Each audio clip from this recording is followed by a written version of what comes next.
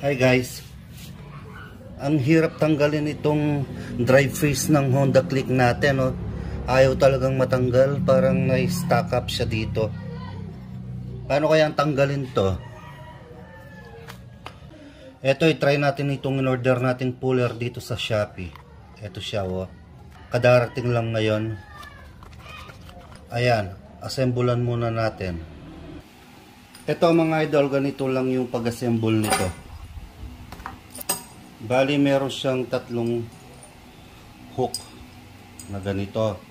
Ngayon, yung first step na pag-assemble dito sa puller natin, pasok muna natin itong parang butterfly nya.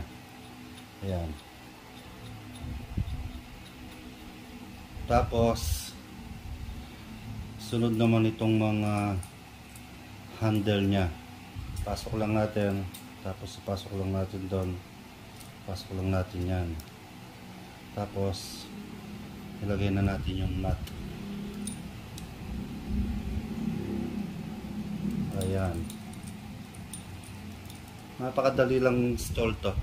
Siyempre dapat meron kayong screwdriver para panghigpit dito. Bali ganito siya. Ngayon ilagay na natin ito. Tapos ilagay na rin natin yung nut nya.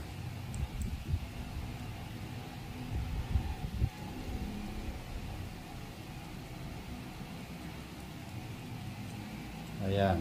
Bali ganito siya pag natapos. Ayan. Ito na siya. Tara, kalasin na natin yung drive face ng ating Honda Click. Ito mga idol, bali naka-set na siya. Ano yun na lang natin. Paigpitan na lang natin para unti-unting lumabas yung drive face.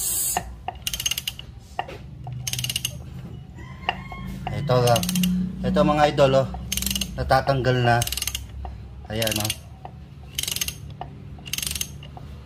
Ayun.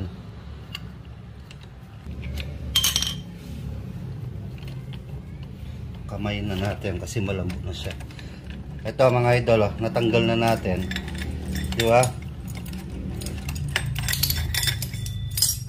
Napakalaking tulong talaga nitong puller natin. Eto, mura ko lang nabili ito guys. Kung gusto mo rin ng ganito, nasa comment section yung link nito. Bili na kayo mga idol. Wala man kahirap-hirap, natanggal na natin itong drive face ng ating Honda Click. Ayan, oh.